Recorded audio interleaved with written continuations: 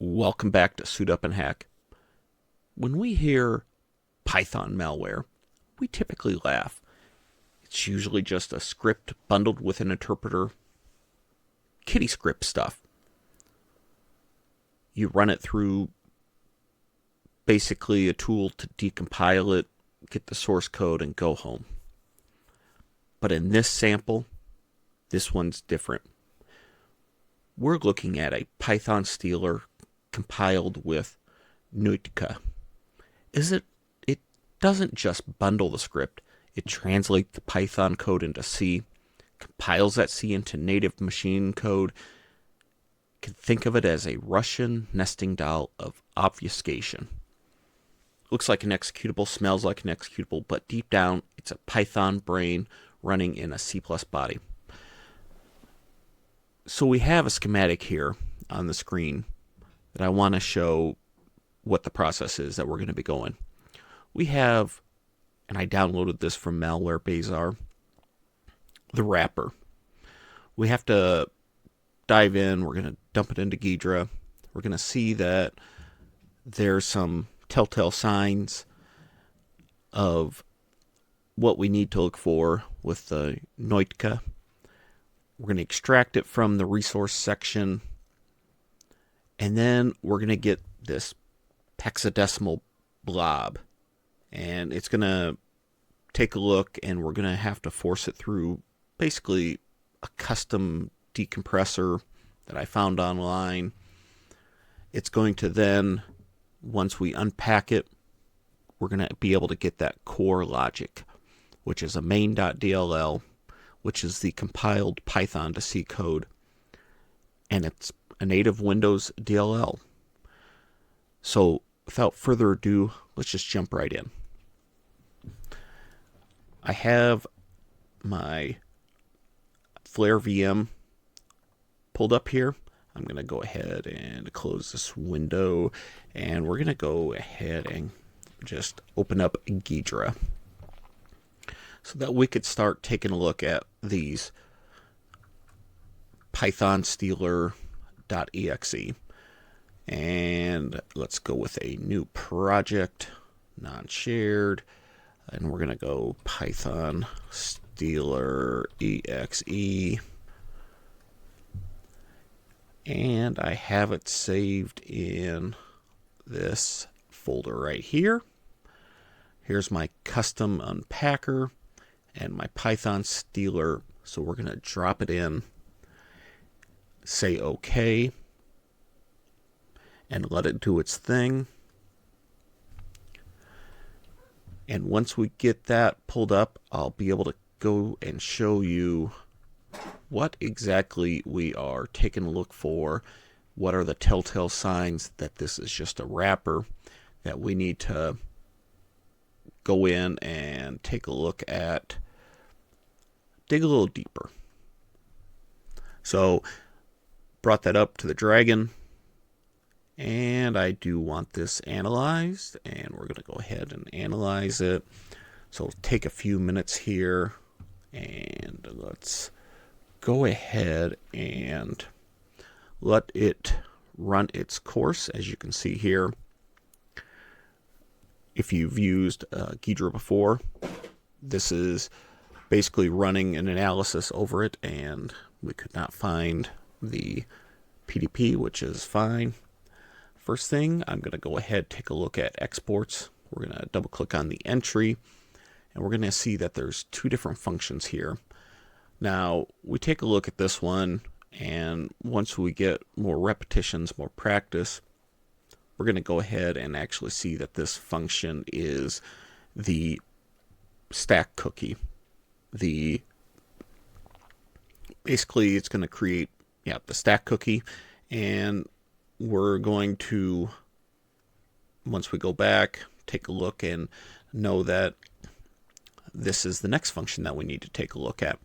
Now, taking a look through this could be intimidating. This can be quite the items that you're not sure what you're going to be looking for, but the things that we want to take a look at right here is going to be this function, which sets up WinMain, because the telltale signs that I'm taking a look at here is get show window mode, get WinMain command line, and it's going to be passing these as variables onto the stack. And we have then this function, which is what we are looking for. Again, we took a look, we did a deep dive, we took a look and scrolled down, and we saw that a whole bunch of things were getting passed. And so we're going to say, let's take a look at this. Now this looks a little bit more appealing. We are taking a look at, we see that Nuitka on one file parent. We also are taking a look at some of these other functions that are, so we're opening a process, getting the file name, and we are also going through, and the one things that we're going to want to be paying close attention to is going to be this FindResourceA. Let me go ahead, maybe it was up here. Okay, FindResourceA, and we see that it gets dumped into a temp file. FindResourceA looks for the specific data blob stored in the resource section of the PE file. The lock source gets a pointer to that raw data in memory. This is blob is that compressed Python environment plus the stealer script. And then finally, what's going to drop this to disk is going to be this function right here. It resolves the path to the user's temp directory, creates a new directory within that, one file, PID, time, and then we're going to go down where it's, let's see here, the looking for create process memory. Okay, here we go right here, create process W. So once it's extracted, it launches the new executable from the temp folder using this create process W, and then waits for the child process to finish before closing itself.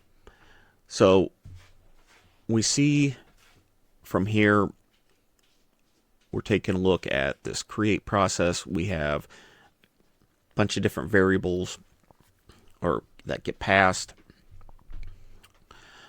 along, and so this is telling us, all right, we got to take a look at this because it's actually deobfuscated, or obfuscated. We're gonna have to put it into the let's see, we're going to be putting that into this CFF Explorer so that we can carve out, we can basically go to the resource section, find an RC data resource, and then be able to carve it out, conduct surgery. And so what we're going to do, open, and we have it already open here, which is the Python stealer.exe.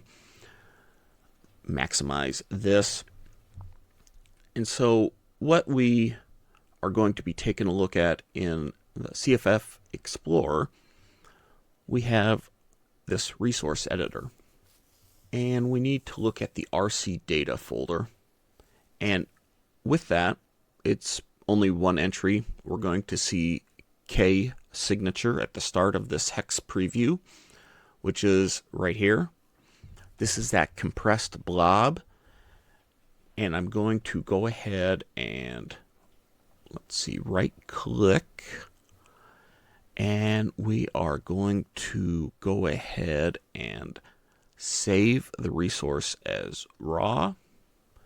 I'm going to save it as payload.bin. Next, we're going to have to jump into use our custom Unpacker to deobfuscate. So again, we knew that from our analysis of the create process, the Ghidra, taking a look at all that stuff, we see that this is stored in the resource section and RC data, which is the biggest file. So you take a look at the different file sizes, and let's drop out of that. So we've got that payload bin. Now, what are we going to do with that? I'm going to go ahead and open up PowerShell, and I'm going to run it as an administrator. And we're going to go to users, malrev, desktop, pi, stealer. Make sure we have everything. So we have our Unpacker and we have our payload. So if I just go ahead and actually Python